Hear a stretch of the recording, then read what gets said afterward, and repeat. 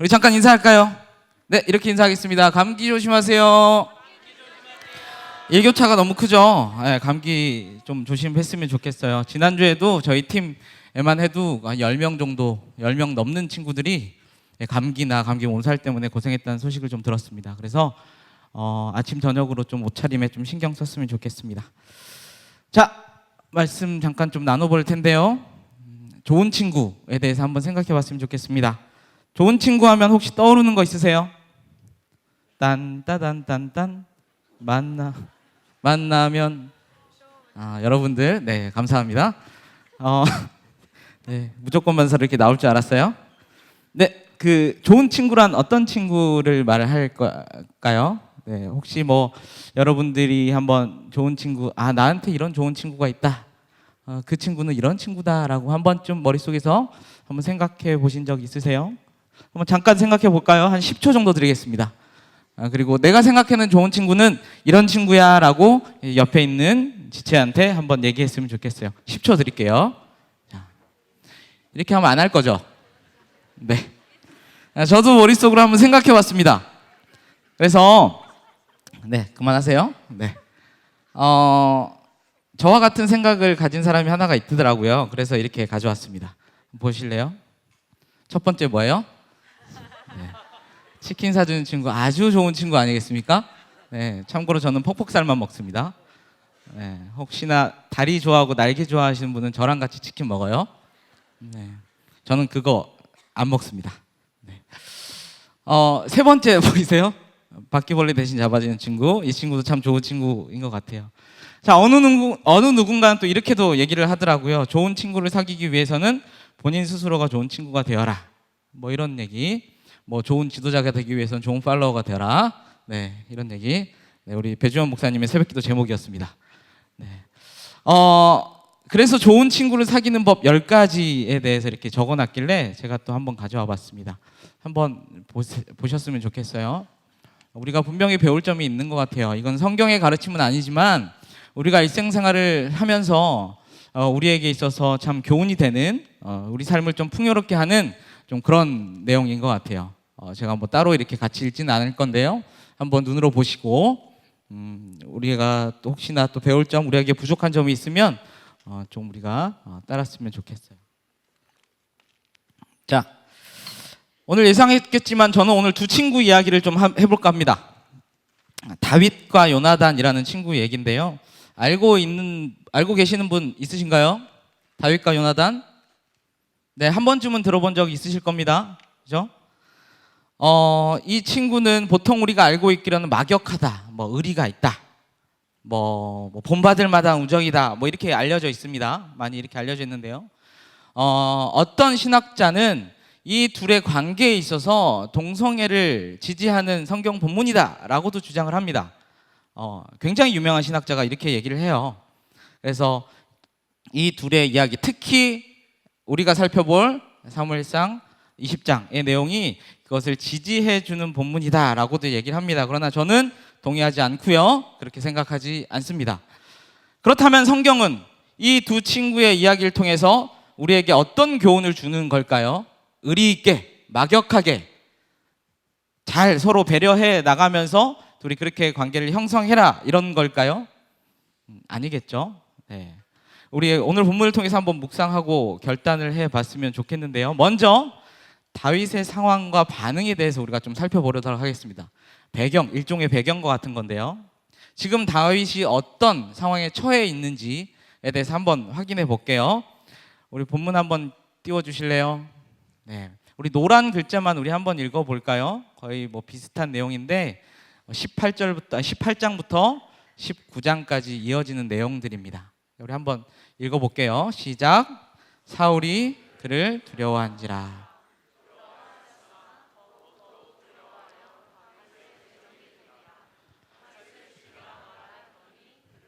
죽이려 하려 한지라.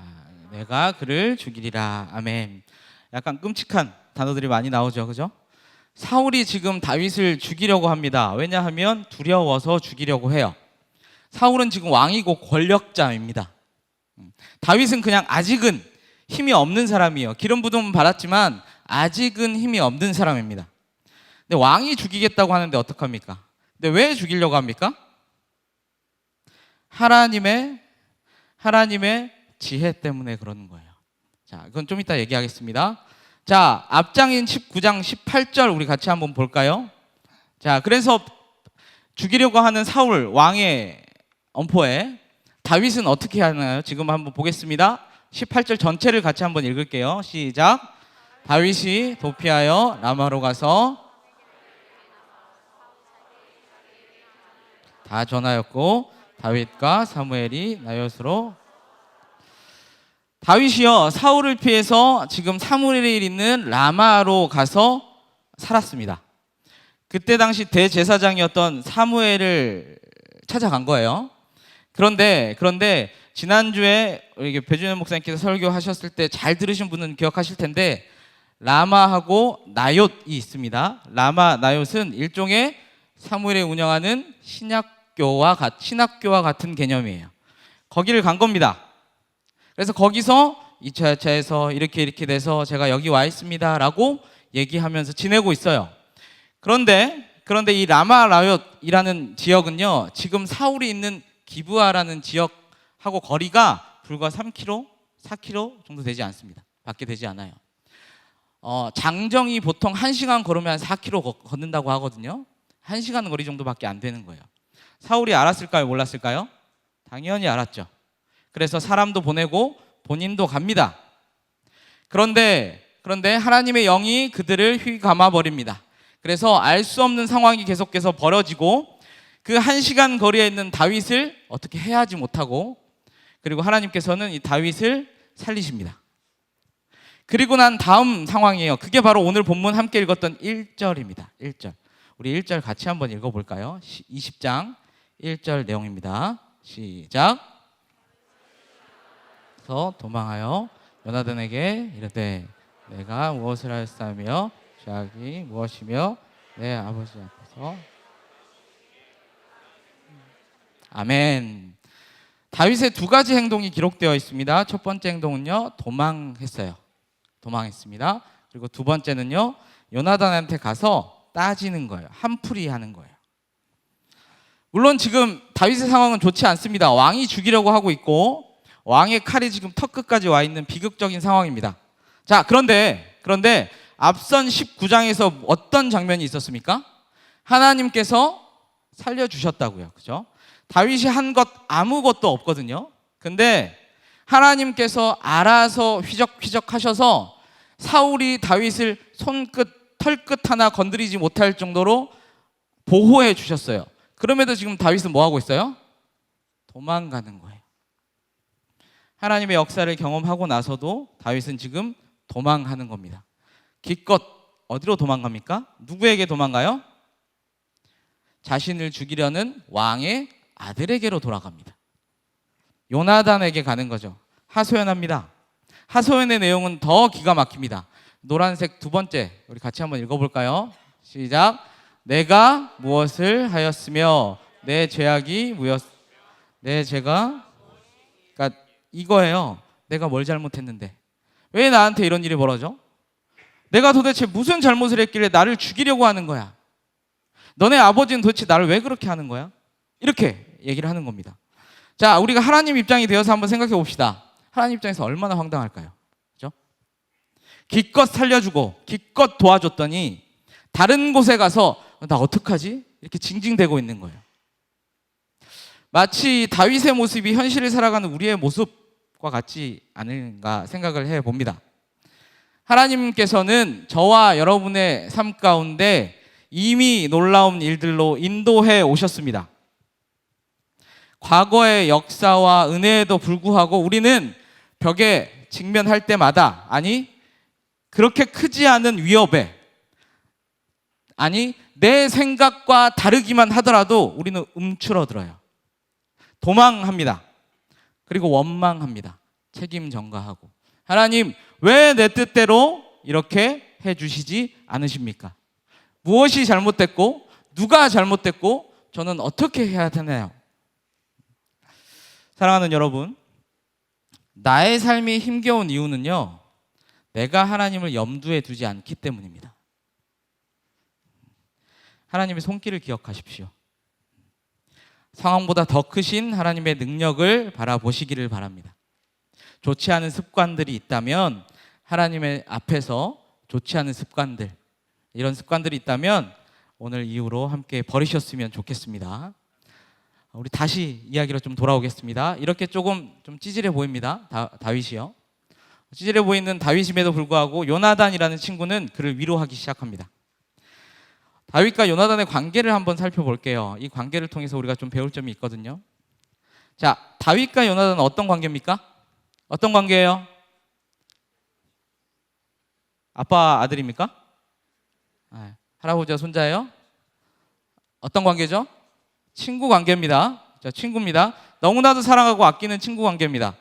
위험할 때 찾아왔던 그런 의지하는 친구 관계입니다. 그런데 조금만 생각해 보면 이 관계는 말도 안 되는 관계라는 것을 알 수 있어요. 성립될 수가 없는 관계입니다. 자, 지금 다윗을 그렇게 죽이려고 하는 사람이 누구예요? 사울입니다. 그렇죠? 사울입니다. 사울의 아들이 요나단이에요. 사울이 근데 왜 그렇게 다윗을 죽이려고 합니까? 많은 이유가 있습니다. 그런데 많은 이유 중에 하나는 두려움이거든요.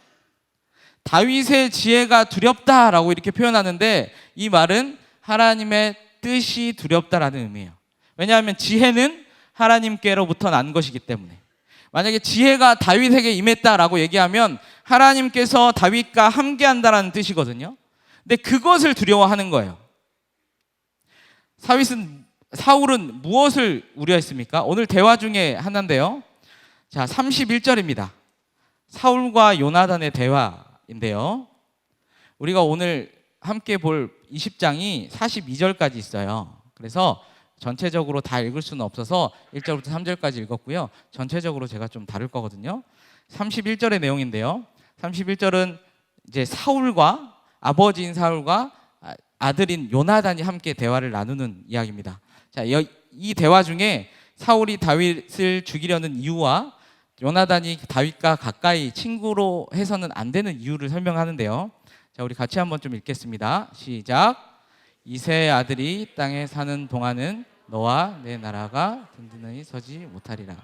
그런즉 이제 사람을 보내어 그들을 내게로 끌어오라. 그는 아멘. 이 이새의 아들이라고 하는 것은 다윗을 얘기하는 겁니다. 그러니까 지금 무슨 말이냐면 이제 사울이 본인이 이스라엘 왕이에요. 그리고 이 왕권을 든든하게 계속 유지하고 싶어요. 그러면 어떻게 해야 돼요? 지금 2인자면서 장차 왕을 세워야 되겠죠. 그게 바로 요나단이죠. 그렇죠? 그래서 아들에게 왕위를 물려주어서 세세토록 튼튼하게 든든하게 유지를 해야 된다라고요. 그런데 누가 있는 한 그게 안 된다고요? 다윗이 있는 한 안 된다고요. 그래서 죽여야 한답니다. 그러니까 정리하면 요나단과 다윗은 지금 경쟁 관계예요.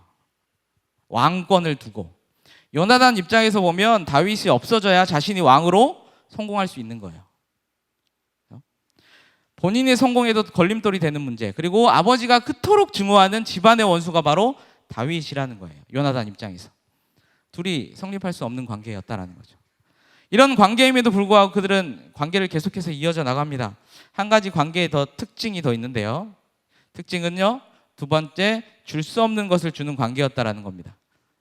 아직 상황적으로 전제가 경쟁 관계임을 우리는 기억해야 됩니다. 그럼에도 불구하고 이해할 수 없는 것을 계속해서 줍니다. 그런 사랑이 계속해서 진행이 돼요. 요나단에게서. 오늘 42절까지의 그 9절에 보면 크게 세 장면으로 나눌 수 있습니다. 첫 번째 장면은요, 도망쳐온 다윗이 요나단을 만나서 약속을 하는 장면이고요.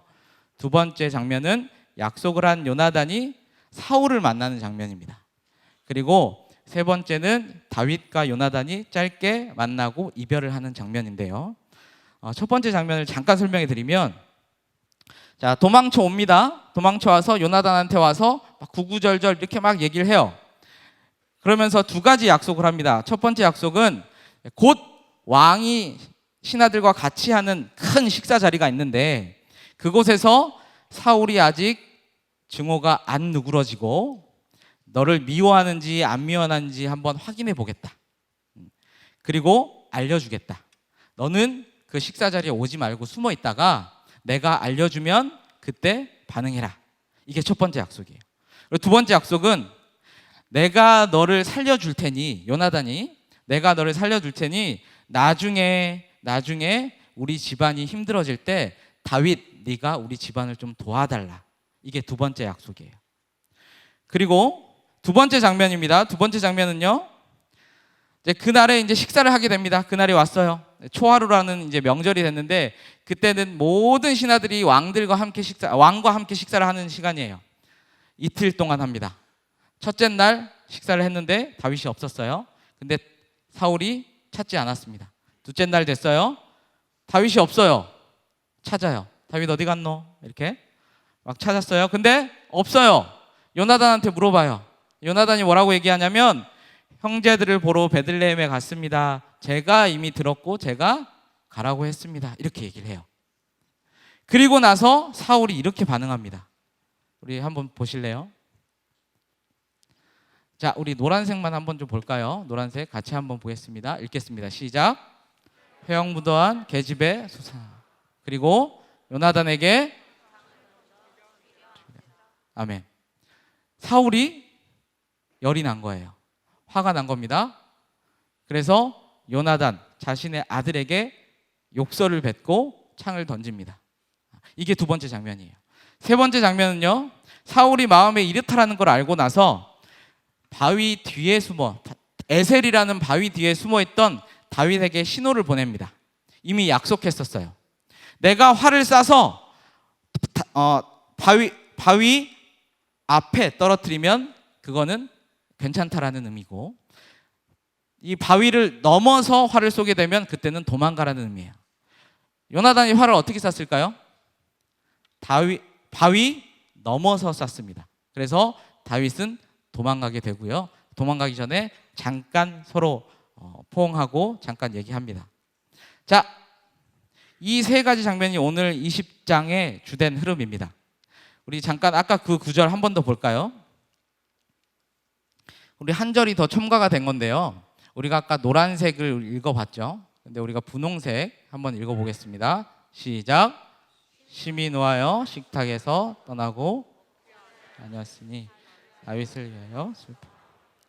우리 아까 살펴봤던 이 노란색은요, 요나단이 다윗을 위해서 수치와 위협을 당하는 장면입니다. 그리고 분홍색은요, 요나단이 공감하고 아파하고 슬퍼하는 장면이에요. 즉 이런 얘기입니다. 본인은요, 다윗을 위해서 수치를 당하고 목숨의 위협까지 당해놓고 있는데 다윗을 위해서 공감하고 다윗의 생명을 보장하고 평안함을 빌어주면서 아파하고 있는 거예요. 경쟁자이자 적이에요. 나라는 하나입니다. 왕은 둘이 될 수가 없어요. 다윗이 왕이 되면 본인은 왕이 될 수 없습니다. 그가 흥할수록 자신은 정치적으로 약해지는 게 맞습니다. 그런데 아버지한테 수치당하고 단창을 맞고 죽을 뻔합니다. 창은 죽이는 도구죠. 열받아서 그냥 위협만 가했으려면 식탁에 있는 잔이라든지 아니면 다른 것들을 던질 수 있었을 겁니다. 그런데 창을 던졌다라는 것은 이 사람을 진짜 내가 죽이겠다라는 마음까지 먹었을 수 있어요. 그죠? 이런 상황입니다. 그런데 이런 상황임에도 불구하고 지금 계속 요나단은 다윗을 살리려고 하는 거예요. 이해가 되십니까? 좀 이해가 되세요? 요나단의 마음이 이해가 되세요? 잠시만 우리 상상을 좀 해봅시다. 여러분이 요나단입니다. 가장 단순하고 빠르고 쉬운 성공의 길이 뭘까요? 여러분이 요나단이에요. 가장 빠르고 왕이 될 수 있는 가장 좋은 길이 뭘까요? 다윗을 죽이는 거 맞나요? 죽이면 좀 너무 심하잖아요. 그죠? 그래도 친구인데. 네. 다윗과의 약속을 저버리는 게 가장 깔끔한 장면입니다. 그죠? 눈 딱 감고 다윗과의 약속만 무시하면 모든 게 해결되죠. 약속을 저버린다라는 것은 사울에게 다윗을 갖다 바치는 겁니다. 그러면 사울에게 점수도 없고 내 손에 피도 안 묻히고 차후 경쟁자도 없애고 아주 지혜롭고 똑똑한 모습이죠. 맞습니까? 그런데 왜 안 합니까? 단순히 우정 때문에? 우정 때문에 이렇게 헌신과 배려와 섬김과 관용을 베풀어 줍니까? 여러분은 아끼는 친구한테 이렇게 할 수 있어요? 할 수 있으세요? 요즘 시대는 그런 시대가 아니잖아요, 그죠? 손해보고 피해보면서 아무리 친하다고 해서 이렇게 하지 않습니다. 손해보는 것 같으면 가족마저도 버리는 게 요즘 같은 시대 아닌가요? 그럼 이 둘의 관계는 뭐가 달랐을까요? 무엇 때문에 이 둘의 관계는 이런 관계가 되었을까요? 이 둘 사이에는 하나님의 말씀과 약속이 있었습니다. 이 둘의 사이에는 하나님의 약속과 말씀이 있었다고요. 자, 요나단은요, 하나님의 뜻을 알고 있었습니다. 하나님 나라가 다윗을 통해서 세워진다라는 것을 요나단은 알고 있었다라는 거예요. 지금의 왕은 아버지 사울이고 지금의 나라는 사울의 나라인 것은 맞지만 곧 다윗의 나라, 하나님의 나라가 될 것을 알고 있었어요. 하나님께서 이미 개입하고 계시는 것을 알고 있었습니다. 둘의 대화 중에 우리는 알 수 있어요. 본문 한번 띄워주실래요? 자, 노란 줄로 되어 있는 것이 다 하나님과 상관 있다라고 하는 증거 구절들입니다. 우리 같이 한번 읽겠습니다. 13절부터 42절 노란 부분만 우리 같이 한번 읽을게요. 시작. 여호와께서 나 요나단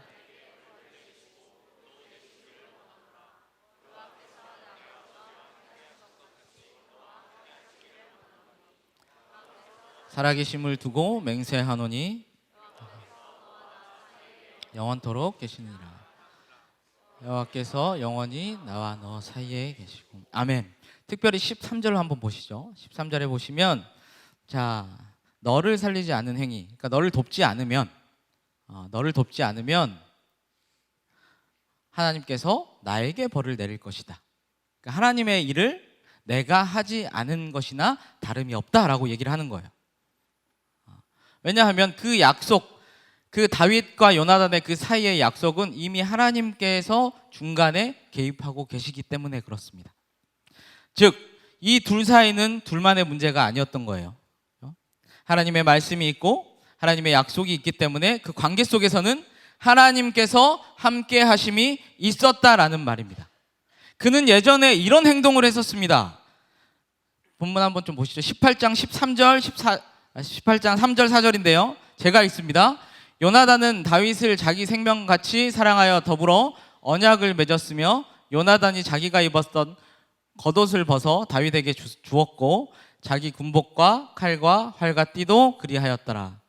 여기서 지금 겉옷을 벗어주고 군복도 벗어주고 칼도 활도 띠도 줍니다. 이 행동은 어떤 행동이냐면 전쟁터에서 진 사람이 내가 이제 당신을 모시겠습니다 라는 의미의 행동이에요. 내 주인님, 내가 당신을 이제 섬기겠습니다 라는 의미예요. 왕자이면서 2인자인 요나단이 지금 다윗에게 하는 행동이었어요. 당연히 왕이 되길 바라겠죠. 사람인데. 그 땅을 가지고 싶은 마음이 있겠죠. 잘 통치하고 싶겠죠. 잘 하고 싶은 욕망 분명히 있을 겁니다. 그런데 욕망보다 약속이 더 큰 거예요. 하나님의 말씀을 믿고 여호와 하나님의 언약이 말씀이 무엇을 향하는지 알게 되니까 자신의 순종의 방향이 보이는 겁니다.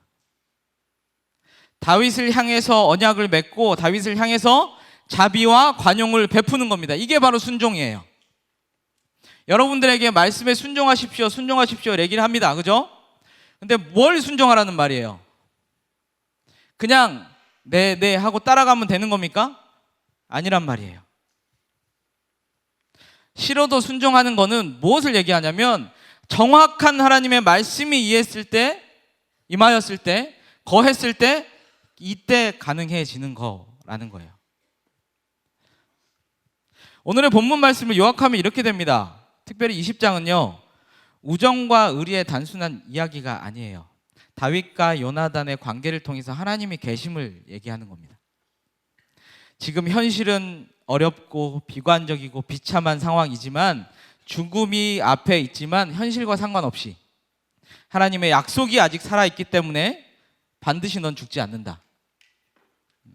하나님의 왕국은 반드시 건설될 것이다. 아무리 방해가 있어도 반드시 이루어질 것이다. 요나단과 요나단의 대화를 통해서 이렇게 보여주고 있는 내용이 바로 오늘의 본문 내용이에요. 사랑하는 아포슬 여러분, 오늘 이 말씀의 밑에서 여러분에게 도전하고 싶습니다. 목사로서 여러분에게 붙잡아야 할 두 가지를 말씀드리겠습니다. 첫 번째는요, 따라해 보시면 좋을 것 같아요. 하나님의 약속을, 다시요, 하나님의 약속을 붙잡으십시오. 하나님의 약속을 붙잡으십시오. 하나님의 약속은 변하지 않습니다. 눈앞의 환경 붙잡지 마십시오. 자신의 능력 붙잡지 마십시오. 세상의 주류, 문화, 의지할 사람들, 전통, 돈 붙잡지 마십시오. 그것이 여러분에게 평안을 줄 수 없습니다. 없으면 없어서 평안하지 못하고, 있으면 불안해서 평안하지 못하는 게 우리이잖아요. 시편 말씀에 보면 여호와의 주의 말씀은 하늘에 굳게 섰사오며 주의 말씀은 내 발의 등이요 내 길에 비치니이다. 푸른 마르고 꽃은 시드나 우리 하나님의 말씀은 영원히 서리라 하라. 아멘입니다. 영원한 하나님의 약속을 붙잡으면 우리가 무엇을 따라가야 하는지가 보입니다. 무엇에 목숨 걸어야 하는지가 보이게 되는 거예요. 아까 선교사님 잠깐 보였죠? 선교사님에게 있어서 가장 큰 가치가 뭐예요? 하나님의 말씀이에요. 복음 전파예요. 지금 그렇게 외교 관계가 좋지 않은 상황 가운데 굳이 거기서 왜 힘든 일을 하고 있겠습니까? 하나님의 말씀에 대한 확신을 받았기 때문입니다. 하나님의 말씀 따라서 사는 인생이에요. 요나단 보십시오. 요나단도 하나님의 약속 기억하고 함께 하심을 믿으니까 목숨의 위협, 수치를 당하더라도 이렇게 큰 일을 행하지 않습니까? 하나님의 약속, 하나님의 말씀에 귀 기울이는, 그리고 붙잡는 저와 여러분이 되시기를 바랍니다. 사람의 말에 의지하지 않기를 바라요. 요새 우리는 얼마나 사람의 말에 쉽게 휘둘립니까? 타인의 말에 한마디에 영향받고 상처받고 미워하고, 그 사람을 의지하기 때문에 그의 말을 더욱더 의지하기 때문에 그래요. 사람의 말이 아닌 하나님의 말, 하나님의 말씀, 하나님의 약속을 의지하는 아포슬 되기를 바랍니다. 하나님의 약속, 그러면 하나님의 약속이 어떤 약속이에요? 그 약속은 무엇을 얘기합니까? 세상 끝날까지 함께 하겠다는 약속, 다시 오시겠다는 약속, 그리고 우리에 대한 사랑 결코 끊을 수 없다라는 그 약속, 그 약속 붙드시기를 바랍니다. 이와 더불어서 한 가지 더 붙잡아야 할 것이 있습니다. 우리 같이 한번 따라해 볼까요? 예수 그리스도를 붙잡으십시오. 당연한 말 하고 있는 겁니다. 저는 뭔가 새로운 것 여러분에게 얘기하고 있는 게 아니에요. 교회에 와서 하나님 말씀 붙잡고 예수 그리스도 붙잡는 거 당연하잖아요. 여러분 그러십니까? 교회 와서 예수 얘기하세요? 그게 우리의 모습일 수도 있습니다. 저는 다윗과 요나단 관계를 계속해서 묵상하면서 계속해서 예수님이 떠오르더라고요. 아까 말씀드렸었죠? 성립될 수 없는 관계였다. 예수님이 꼭 그러시잖아요. 그렇죠? 말씀 한번 보실래요? 하나님의 본체라고 하는 것은 신이라는 거예요. 예수님께서는. 그런데 자기를 비워서 종의 형체를 가지사 사람들과 같이 되셨고 사람의 모양이 되셨다. 예수님께서는 하나님이시고 신이시지만 우리와 교제하기 위해서 낮아지셨어요. 관계할 수 없는 우리 때문에 우리와 같이 되셨다고요. 자, 두 번째입니다. 줄 수 없는 것을 주는 관계. 자, 성경 구절 한 번 더 띄워주실래요? 뭘 주셨습니까? 영생을 주시고 평안을 주시고 세상이 주는 것과 같지 않는 것을 주셨다라고 얘기를 합니다.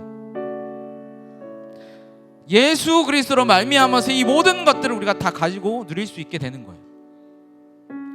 인간이라는 존재는 참 간사합니다. 뭔가 비빌 때가 있으면 그것 의지하기 마련이에요. 그런데 꼭 기억하십시오. 다른 것에서는 우리는 평안을 누릴 수 없습니다. 사랑을 누릴 수 없고 생명을 누릴 수 없습니다. 오직 그리스도 예수 앞에서만 가능합니다. 예수만 의지하는 아포스톨 되기 원합니다. 하나님의 약속과 예수 그리스도 아니면 인생에 답이 없음을 느끼고 체감하셔야 됩니다. 여러분들이 정말 제대로 신앙생활 하고 싶은 마음이 있으시거든 정말 예수 그리스도만 붙잡으십시오. 오직 예수뿐입니다. 이번 주 금요기폭 말씀에 담임 목사님께서 이렇게 말씀을 하셨어요. 예수 충만이 성령 충만이고 생활 속에서 성령으로 사는 원칙이다, 이렇게 말씀하셨거든요. 천국 소망뿐만을 얘기하는 게 아니에요. 우리가 이 땅을 희망차게 살아갈 수 있는 힘, 동력이 바로 예수로 사는 삶이라는 거예요. 말씀을 좀 정리합니다. 이번 주에 스스로 생을 마친 한 유명인의 안타까운 소식을 들었습니다. 여러분 다 아실 거예요. 그녀의 죽음과 관련된 속 깊은 이야기는 저는 모릅니다. 그런데 이게 어디 남의 일입니까? 이 땅을 살아가면서 얼마나 힘든지 우리 다 공감하시잖아요. 각박하고 냉정하고 치열하고. 그러니까 여러분들 중에 많은 이들이 목사님들 찾아와서 힘들어요, 기도해 주세요 하면서 그래도 마음을 열어놓잖아요. 상황만 집중해서 보면 어려울 수밖에 없습니다. 비관적일 수밖에 없어요. 왜냐하면 우리가 이길 수 있는 능력이 없기 때문에 그렇습니다. 그렇기 때문에 상황이 아닌 다른 것을 바라보셔야 됩니다. 뭘 바라보셔야 됩니까? 하나님의 약속을요. 그리고 우리를 위해서 죽으신 예수 그리스도를 바라보셔야 됩니다. 그러면 우리가 확신이 생기고 생명이 생기고 평안이 생기고 회복이 되고 하나님의 복에 참여하는 기쁨을 누리게 됩니다. 저는 확신합니다. 그래서 이 자리에 있는 거고요. 그리고 여러분이 정말 그것 하나만 잡으셨으면 좋겠습니다. 한 사람의 예화로 마치려고 합니다. 앞에 글을 좀 띄워주실래요? 하집사라는 사람이 있습니다. 이 사람은요, 우울증과 가위 눌림에 고통스럽게 시달렸대요. 무려 18년이나 계속해서. 귀신이 나타나고 알 수 없는 곳에서 불쑥불쑥 튀어나오는 어떤 영적인 것 때문에 너무 고통스럽고 원인은 알 수 없는 우울증 때문에 도움을 청하지도 못했대요. 근데 더 안타까운 거는 제가 이 글을 보면서 또 간증을 보면서 정말 안타까웠던 거는 어느 누구에게도 도움을 청하지 못했다라는 사실이 너무 마음이 아팠어요. 혹시나 누가 나에게 실망할까, 이런 생각 때문에. 그러면서 어떤 생각이 들었냐면 한강대교를 지나가면서 저 1부인데요, 여기서 뛰어내리면 아플까 죽을까 이렇게 생각도 했었대요. 그래서 이 상황에서 빨리 벗어나고 싶다라고 생각을 했대요. 뒷부분에 오면 사실은 이렇게 기록되지 않는 부분이 있는데요, 유산을 4번이나 경험했다라고 고백하고 있습니다. 18년 동안 가위를 눌린다라고 생각해 보시고 우울증을 앓고 있다라고 한번 가정해 보십시오. 신경쇠약에 안 걸리는 게 이상할 정도이죠. 이게 정상적인 인생입니까? 정상적인 상황일까요? 이 고백, 이 간증의 주인공은 사실은 탤런트 하히라 씨입니다. 최수종 씨의 부인이죠. 저는 이런 삶의 고충이 있는지 몰랐습니다. 남들이 다 부러워하는 삶이라고 판단했을 때 이러한 개인적인 고통의 나날, 상황의 벽에 직면했었더라고요. 이 간증의 마무리는 이렇게 마무리가 됩니다. 매주 주시는 하나님의 말씀과 진실된 기도와 간절함, 저기 일부에 나와 있는 것과 같이, 그리고 예수 그리스도의 이름으로 이것들을 이겨냈다라고 고백하면서 마무리를 합니다. 가위 눌림도 사라지고 우울증도 더 이상 겪지 않는다고 해요. 그래서 그녀는 간증하고 예수를 외치고 예수 향기를 드러내고 다니는 거라고 합니다. 변화는요, 역사는요, 기적은요, 우리의 삶에서 반드시 일어납니다. 단 삶의 모든 현장에서 예수를 말하고 예수를 외치고 예수가 드러난다면 가능합니다. 믿으십니까? 오늘 말씀 제목은 관계 속에 숨겨져 있던 예수입니다. 우리는 다윗과 요나단 그리고 우정이라는 관계 속에서 하나님의 말씀을 발견했고 예수를 발견했습니다. 이제 우리의 숙제가 있습니다. 우리의 모든 관계 속에서 예수를 드러내야죠. 그렇죠? 가정, 직장, 친구, 교회, 사랑방, 속한 모든 사회 공동체 안에서 예수를 드러내야 합니다. 예수쟁이로서 모든 관계 속에서 예수가 드러내지 않으면 이것은 거짓 예수쟁이입니다. 여러분 스스로 한번 질문해 보십시오. 여러분의 생활 가운데 예수가 드러나십니까? 교회 다닌다고 하면서, 예수님 믿는다고 하면서 예수 그리스도가 여러분 삶 가운데 드러나십니까? 심지어 사랑방 안에서, 교회 공동체 안에서 우리는 만났을 때 웃고 떠들고 즐기는 것뿐만이 아니라 예수를 고백하고 있습니까? 기억하십시오. 하나님의 말씀을 붙잡을 때, 예수 그리스도를 붙잡을 때, 은혜에 휩싸인 인생이 될 때 변화와 기적이 일어나고 모든 관계 속에서 예수 그리스도가 드러날 것입니다. 여기 모인 모든 아포슬이 예수 향기 드러내는 예수쟁이가 되시기를 진심으로 축복하고 기도합니다. 우리 다 같이 일어나서 한번 결단해 볼까요? 같이 함께 찬양하겠습니다. 오직 예수뿐이네.